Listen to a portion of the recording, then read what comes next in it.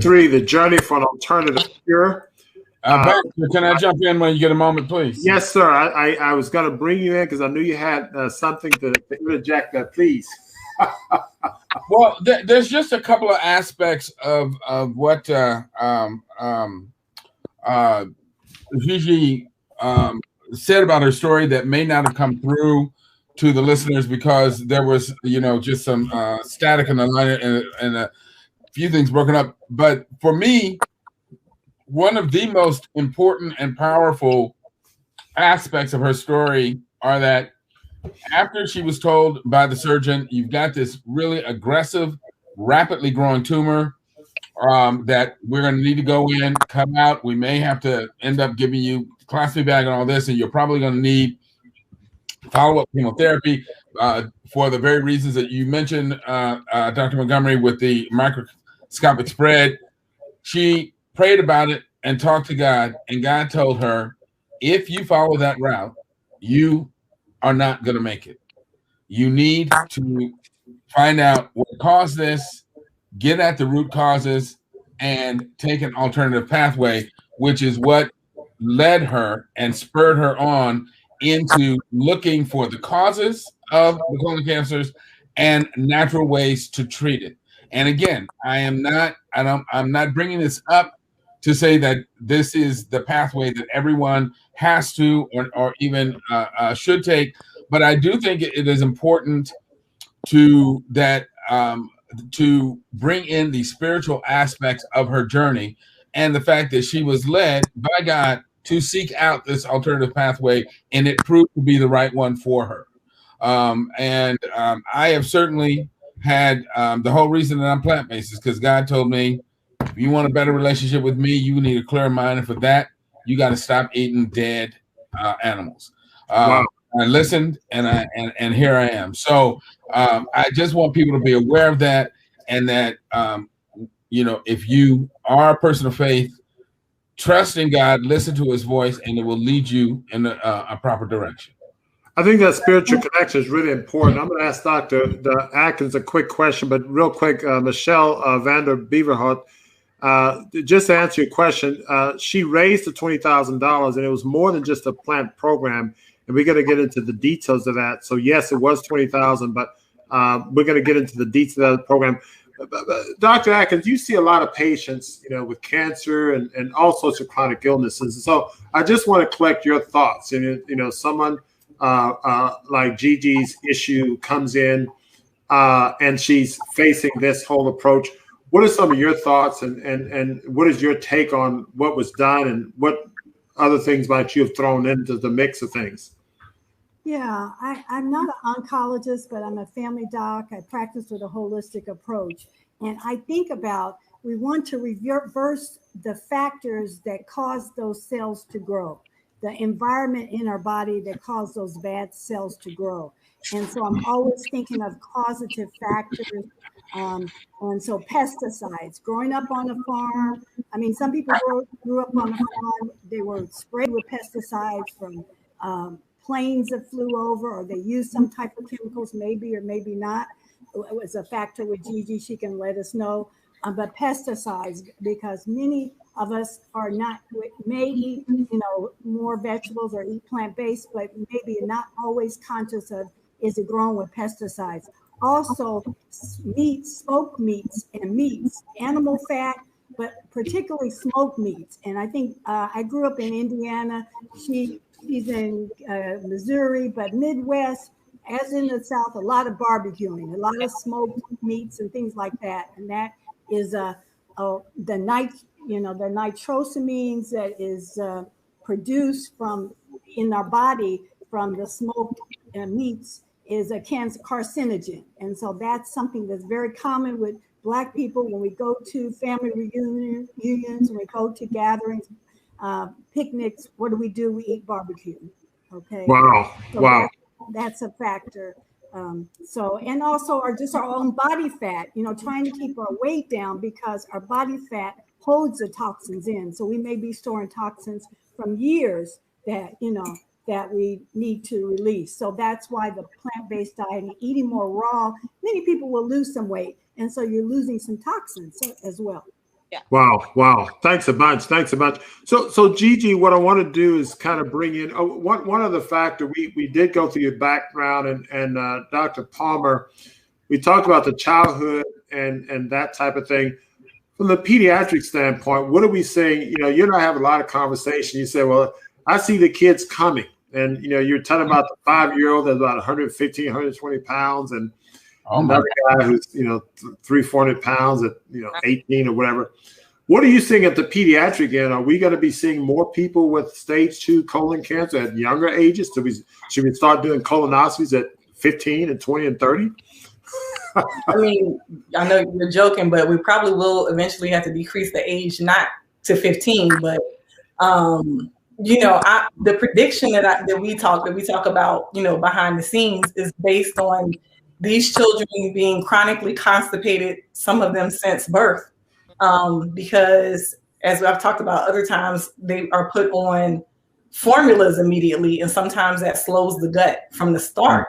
And so then what ends up happening is that in parents' mind, maybe stooling every day is not necessary. So they may stool every other day. And then what happens is they get in those ages where parents aren't checking to see when they are stooling. And so when I talk to them in clinic and I say, when was the last time you pooped? The parents are like, they don't know. And they look at the child and the child is like, I don't know. So nobody's keeping track of this. So I try to explain. So I'm sorry. So when you say, are you saying kids in diapers are stooling every other day? Yeah, some formula fed babies stool every other day. That's amazing. Yeah. I mean, you may be saving on diaper costs. I mean, I vaguely remember how they still are urinating. They still are making waste, but they're just not pooping. You're still going through diapers. They're just not pooping.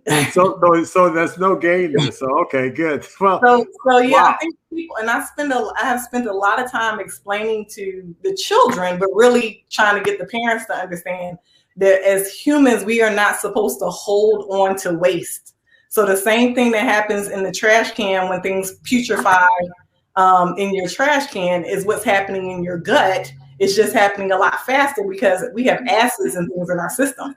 So that's why, their poop smell when they go to the bathroom, they're blowing the bathroom up. That's why they have a lot of gas, because now you're putrefying material in your gut. And this is a problem. And when I explain it like that, they say, oh, okay. So, this gas thing that is a joke, in our society, it's really not funny. That this child is making gas or making big poops and clogging up the stool as if they were an adult. And so I get a lot of that. Wow. So Gigi, so you're in the morning, you say you call your doctors. I mean, you wait, you pray all night. God says don't have this. So when you woke up in the morning, did you wake up saying, okay, I'm going to refuse this surgery? Is that was clear in your mind at that time? It was clear as clear can be. And I just took that leap of faith. When you know what you know. I just knew that he got it, by I just followed. I had that faith. Took me through the process, and that process was on a search of healing. And I knew that the first thing that I could do was figure out how I was. Gotcha. I had no resources. I had nothing. I never heard anyone ever talked about healing themselves of anything. I come from a background. Family, my mother had heart disease. She got heart disease. My sisters had pressure, diabetes, all of that. And I never heard anyone in my family or any place else that says that they're going to. They're still my sisters, So no. Never heard. Gotcha. So you call the surgeon that morning. He says, "No way, Jose," and you're not going in. And so, what was their response? Actually, they called me because I wasn't there. Oh, you didn't call. Okay. Yeah, I just said, right now I changed my mind, and I'm going to call you when I'm ready. And they just wouldn't take that. Great answer. And so they had the doctor, he was constantly calling me and saying to me, the surgery. But it was a struggle with the reality of God, you know, uh, early thing, And Gigi, you're breaking up a little bit. If you can get closer to the mic. Can you hear me okay now? Yeah, you probably should bring your device closer to you. You're breaking up. How about that? Try that. Now. A little bit better. Yeah, I But think it's breaking up. You might get your son somewhere in there to help out with your mic. Sorry about that. You were. I can hear you so clear, and I can hear myself so clear. Okay, Okay, now that's you're coming better. through great. That's better, Yeah, yeah. stay right there. Yeah, go ahead. So the surgeon's calling you, and this is for a period of what, a week, 2 weeks? Oh, a month. They were A month. Yeah, they were calling for a month. And, the way that I was before versus being diagnosed and all of the harassing phone calls, it really saddened me. I went to in a state of a deep, stressful mental state, even though I know that I was being directed, but at the same time, I was on this battle, of do I follow this or do I follow, God? And I knew I was going to follow God regardless. But it's a very stressful time in my life because of the decision that I had to make with putting them at bay. I was in fear of, I don't know why, but I just felt like, oh my God, are they going to have me arrested? It was the way that they were calling and the conversations that they were having with me that really made me fearful. And I was thinking, I said, if not now, but when is that going to happen? You know what I mean? If we choose a different route to take on our health or holistic approach. So with that, I just decided that start Googling. And like I said, that's when I came across the China study. And from there was Hippocrates Health Institute. And so when you read the China study, was that empowering for you? Oh, it was very empowering. It was very empowering. Even right now, I don't know that they should. I just think that it let me know that I was doing the work that God had told me to do, that I was on the right path. Because I believe when you follow, everything that you need in your life will start showing up and helping you and guiding you and leading you in the direction in which you should go. And that was the first thing that, out of everything that I could have took in, it was the China study first. Wow. And hearing that, it was very empowering. And I knew from that to do it. Did you start eating plant-based 100% before going to Hippocrates? Absolutely. What I thought was plant-based, yeah, what I thought was, but I still was including eggs in my diet because I thought that wasn't dairy. It was still plant-based, right? Now we hear that a lot. We hear that a lot. So as we start to wrap up this fourth segment, because this is part one, just to let the audience know, we're dealing with, as you've so well graciously done, is carry us through your diagnosis and everything. And now there's the early part of the cure. Part two, next week, we're going to deal with the science behind it. We'll do a recap. And you mentioned the China study. We're going to have a panel here next week. Dr. Mills, Dr. Palmer, Dr. Atkins, and myself. I'm also going to invite Dr. Colin Campbell, the author of the China study. I had a conversation with him today, and he knows about your story. So he'll be on with us next Monday. So we're going to be dealing with the science of this. But so you did start making change before going to Hippocrates. Give us a little insight into your experience at Hippocrates. Somebody says, did you pay $20,000 to get on a plant-based diet? Was it just a plant-based diet, or what did you do there in terms of the whole thing? Because there's more than just the plant. The plant foods are very, very important, but they address some other issues. Share that with us. Yeah. was more than just a plant-based diet. When I arrived at a Parkinson's Health Institute, it felt like God was there. It felt like love. It felt like healing. You know, it's a beautiful, beautiful place to go for healing.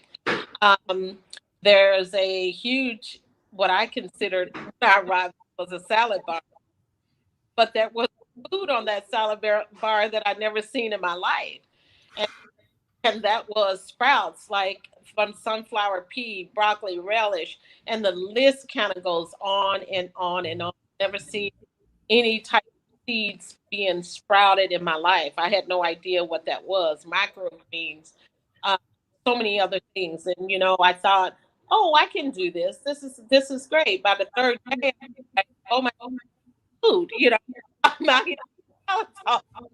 But taken in that program, and that on wasn't just eating living food.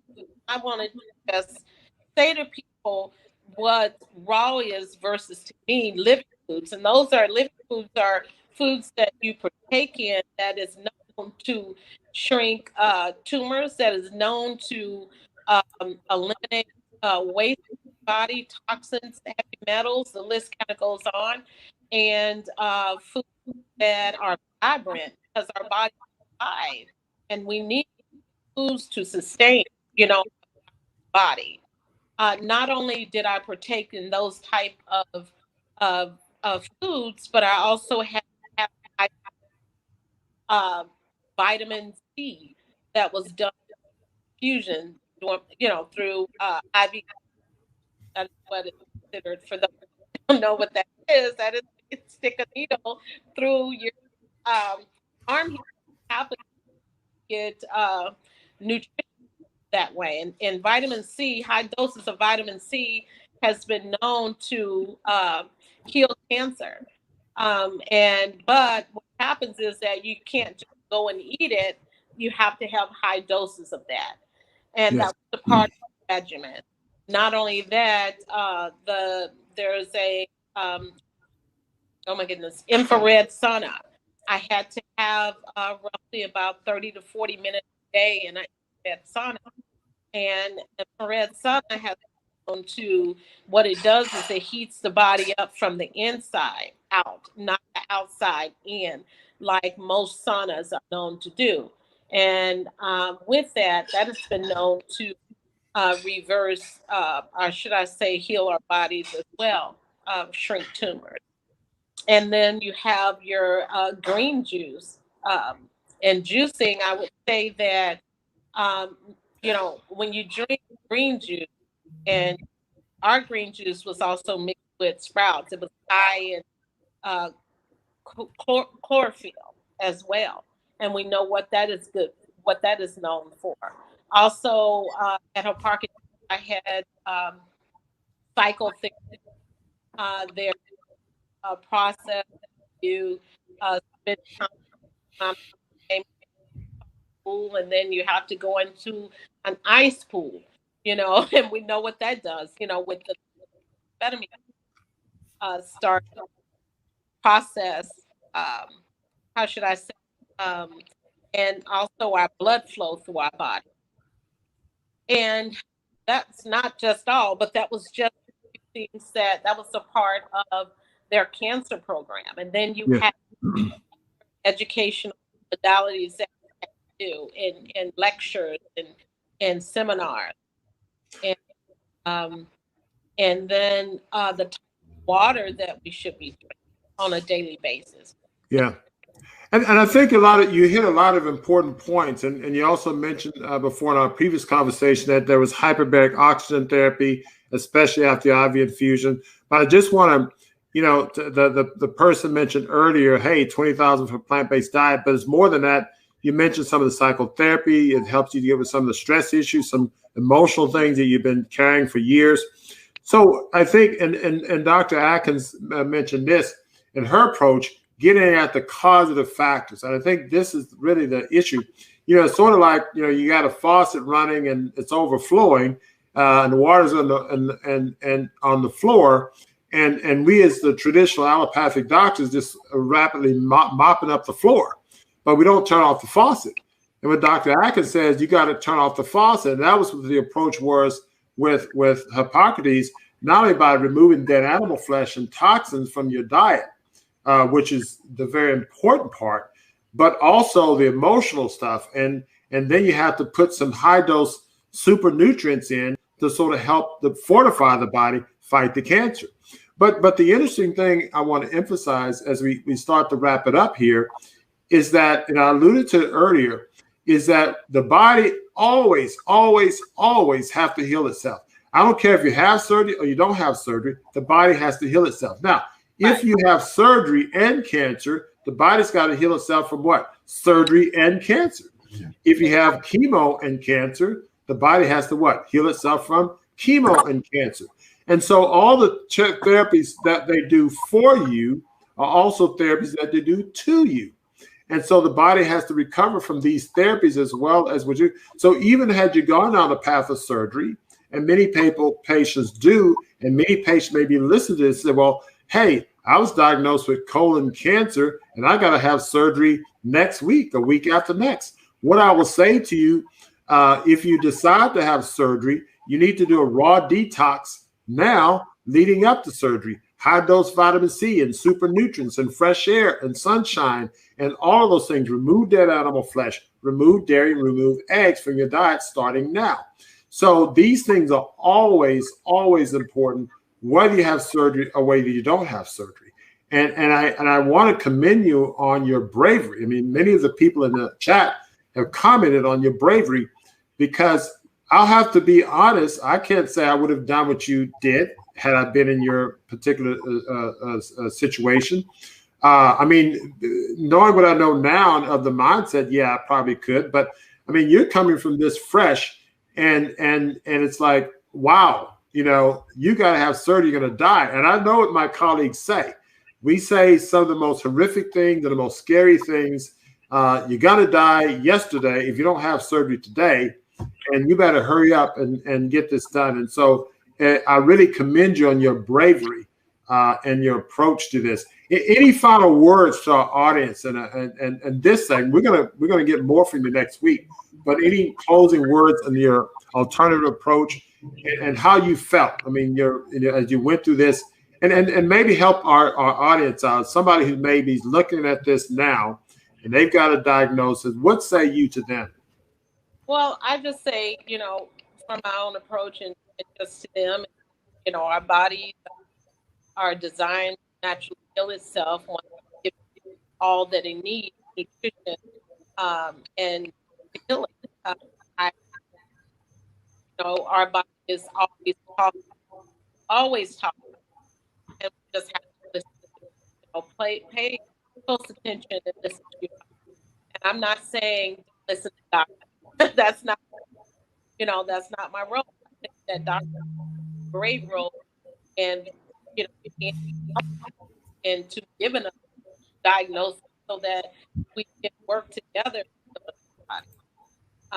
Again, follow your body, listen to your body. So, in Cap, you broke up a little bit, but I heard you listen to your body. And I think we work with our doctors. And I think I like the point you make. It's a team effort. And it's not a matter of saying, okay, hey, doc, fix me up. You know, when the doctor says there's nothing you can do, then he's just counting you out as a team. He wouldn't you just lay there as a subject while I just cut up on you and do whatever. You just sort of just breathe. I mean, that's. And that's why I say, listen to your body, listen to yourself, you know, listen, pray, listen to God, always show the way. And, you know, we all have God in us. And I believe that, you know, when it comes to right, you know, when it's for himself and not for you. And, you know, the best decision that you can make is a decision for yourself. And wonderful. Life into your own hand and do what's best. Wonderful. Well, thank you very much, Gigi. That's a powerful story, and we're going to wrap it up there. My panel and guests, I'm going to see you guys backstage. And as I wrap up the show today, again, very powerful. You know, I'm always amazed at patients like Gigi who have the courage and fortitude to, you know, think about their lives and take their health in their own hands. And Gigi, we know from her background being an entrepreneur, I think that's kind of, you know, written in her DNA, if you will. She was proactive in getting the diagnosis made. She said, I'm 50 years old. I'm going to, you know, get a colonoscopy. So that was powerful in and of itself. And when she had the diagnosis, I mean, she didn't, you know, fret. She, you know, knelt down and went to God and got the true power that she needed to make a definitive answer. And I would like to encourage each and every one of you. You may be facing some diagnosis, whether it's colon cancer, or heart disease, or diabetes. First and foremost, you know, do not despair. Your body has the power to heal itself. You know, this story is not, you know, a story in isolation. I see patients all the time, who have diagnosis this bad, worse, some not as bad, and their bodies have the ability to heal itself. The power is within you to heal yourself. So I want this, if you don't get anything else from this show, from this message, I want you to be encouraged knowing that the power lies with you, and you have the ability to do so. And there's always something for you to do. And so that gives you power, but also responsibility. So anyway, we're going to cut it off there. Thank you for joining us tonight. Thank you for all your comments, adequate questions. And God willing, next week, we're going to deal with part 2, and we're going to look at the science behind the diagnosis and the cure. Gigi is going to share some of the medical records with us. We're also going to be on with Dr. T. Colin Campbell. We'll look at everything from the biochemistry, from bedside to bedside. So we want you to really join us next week. But until then, keep it fresh, natural, and live.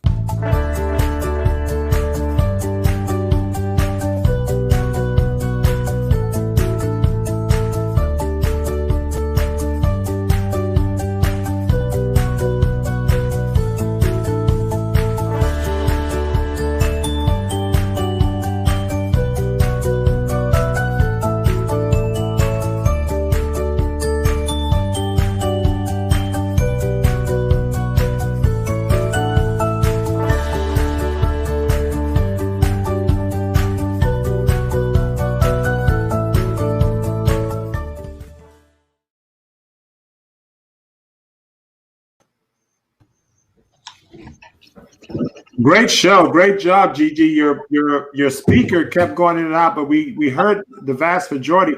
Someone was saying that there may be some interference. Maybe somebody else has a sound device or something nearby. So I don't know. We'll come and catch you out next time a little bit. But we got great sound behind the studio. Yeah, I did. I'm on with Baxter right now. Let me call you back in about 10 minutes. Yeah, okay. I was receiving some of that feedback with some of the doctors, so like that. I did. So I will. Well, you got a lot of powerful comments. I don't know if you were looking at the chat line, but a lot of great stuff. Now, people say it's the 4th. Next Monday is the 5th. But anyway, they can stick to the recording if they don't come on live. But is that my question, Baxter, is next Monday the holiday? You know what I mean? You know, since you know how they do the 3-day weekends, and they may. Yeah, it may be the holiday. Well, I mean, so most people have time off to watch the show. We're all. Baxter, you're still live on the show. Oh.